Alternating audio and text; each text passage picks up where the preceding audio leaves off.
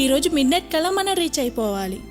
రేపు full day మనం enjoy చేసి అండ్ ఎల్లుండు అంటే 23rd మార్నింగ్ ఎవరి కొంపలికి వాళ్ళు రీచ్ అయిపోదాం. ఆ ఎంజాయ్ ఏంటో చెప్పమ్మా, మేం కూడా ప్రిపేర్ అవుతాం. ఏముంది, వండడం, తాగడం, తినడం, పడుకోవడం. హొసే సూజీ, నీకెప్పుడు పడుకోవడం మీదే ధ్యాస.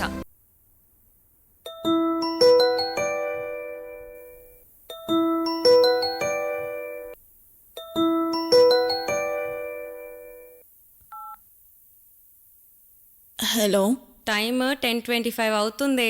ఇంకెప్పుడు లేస్తావు ఇడియట్? పొద్దునే లేచి ఏం పీకాలి సూజీ డార్లింగ్? అందుకే పెళ్లి చేసుకో అంటున్నా. చేసుకొని అత్తమామలు ఏడుస్తున్నారని పొద్దున్నే లేవటం, మొగ్గుడు ఆఫీస్కి పోయే వరకు అన్నీ సర్ది పెట్టడం, మళ్ళీ సాయంత్రం వాడు ఎప్పుడొస్తాడని ఎదురు చూస్తూ డిన్నర్ అయిన తర్వాత వాడికి 3 తెప్పించి మంచం మీద దొరలడం. అంతేనా? ఇంకేమైనా ప్రయోజనం ఉందా? నీ దాంట్లో నోరు పెట్టలేమే బాబు. దేంట్లో? అంటే నీ నోట్లో నోరు పెట్టలేమే. అయినా ఒకడు మన వెనకాల తిరగడం, పొగడడం, ఆ ఆనందంతో మనం వాడిని లాలించి అలాగే వాడితో మంచం మీద దొర్లడం, ఆ ఆనందం నీకేం తెలుసే? దానికి పెళ్ళెందుకే నా బుజ్జి డార్లింగ్. వీక్డేస్లో ఆఫీస్లో, వీకెండ్స్లో పబ్స్లో అలాంటి వాళ్ళు ఎదురు ఖర్చు పెట్టి మరీ దొరుకుతారు. నీ దానికి ధూళెక్కువే, నీతో మాట్లాడలేము. నాలుకేగా? అవునవును, నాలుకే. నువ్వు ఒక్కదానివి సెన్సర్ వాళ్ళు ఫ్రీ చెయ్యేలా మాట్లాడతావు. ఆహా, నీకెలా అర్థమవుతుంది? సరే గాని రేపు మన సెలబ్రేషన్ చేసుకోవాలంటే ఈరోజు నైట్కే రిసార్ట్కి రీచ్ అవ్వాలి. అవును, రేపు జనతా కర్ఫ్యూ కదా, మనం ఈరోజు నైట్ వరకు రీచ్ అయితే సూపర్ ఉంటుంది. ఒక 30 minutesలో అందరినీ కాన్ఫరెన్స్ కాల్లో కలుపు. Okay Deepu, bye. Bye darling.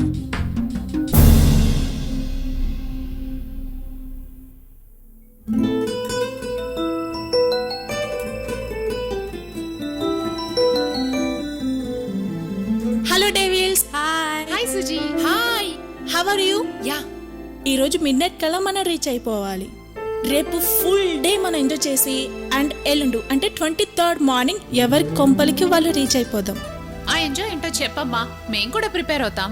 ఏముంది, వండడం, తాగడం, తినడం, పడుకోవడం. హొసే సూజీ, నీకెప్పుడు పడుకోవడం మీదే ధ్యాస. వెయిట్ వెయిట్ వెయిట్, ఇవన్నీ రెగ్యులర్ ఐటమ్స్.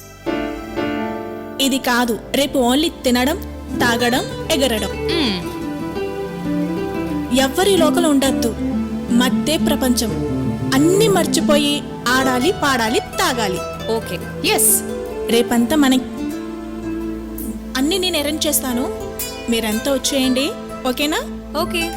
హే, 1 minute. వచ్చేటప్పుడు అందరూ ఒక ఎక్స్ట్రా కాస్ట్యూమ్ తీసుకురండి, స్విమ్ సూట్తో సహా. ఓకే. దొంగతనం తగలై ఒక్కట్లేదు.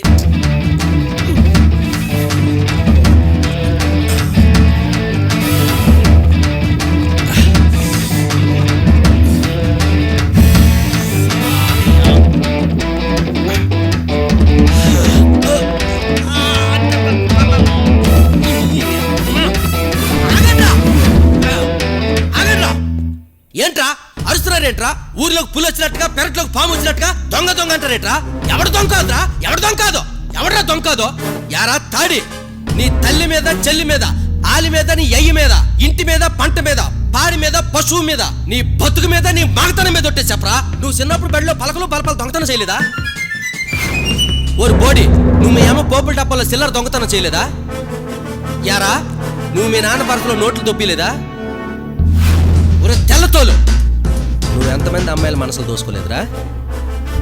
అవునరా బాడీ బిల్డర్, నువ్వు ఎంతమంది అంకులు లేనప్పుడు ఆంటీల్ని మళ్ళీ మీసాలు తిప్పుతావు? రాయ్, నేను ఒక విషయం చెప్తాను, కరెక్ట్గా అర్థం చేసుకోండి. ఈ భూమి మీద పుట్టిన ప్రతి వాడు ఏదో ఒక సందర్భంలో దొంగతనం చేసినోడే. ద్వాపరయుగంలో చిన్నప్పుడు శ్రీకృష్ణుడు వెన దొంగతనం చేయడానికి పక్కింటికి వెళ్తే అల్లరి దొంగ, చిలుపు దొంగ, చిట్టు దొంగ, చిన్నారి దొంగ అని ముద్దు ముద్దు పేర్లు పెట్టి ఇప్పటికీ చిట్టి చిట్టి పాదాలు వేసి లోపలికి వెల్కమ్ వెల్కమ్ అని ఇంట్లో పిలుస్తారు కదా. నేనేదో చిన్నపిల్లకి శాఖలెంట్ ఇచ్చి మెడలో గొలుసు లాగేద్దామంటే శాఖలెంట్ సప్పటి నుంచి బేరమని నరిసింది. ఆయన గొలుసు కొట్టడానికి నేను వస్తే, నన్ను కొట్టడానికి మీరు వచ్చారా? అరే, కోటి విద్యలు కూటు కోసమేరా, ఇది కూడా అందులోకి విద్యారా? దయచేసి నా దొంగతనం చేసుకున్నాను రా, చూసుకోండి అమ్మా, అది చేసుకున్నారా? రే, మరి అంకులు చెల్లిపోయి ఉంటారా? నీకు మేసాలు తిప్పే టైం ఏం తెలియదు. ఇక అందరూ వెళ్ళండి వెళ్ళండి. చెప్పాను కదా ఇది నా కాన్సెప్ట్. నాకు అవతల బోర్డు పనులు ఉన్నాయా, వెళ్ళొస్తా. అదే సరేనా? మళ్ళీ ఎవడురా పట్టుకోలేడు. వద్దులే బాబాయ్. పర్లేదు బాబాయ్. ఆ.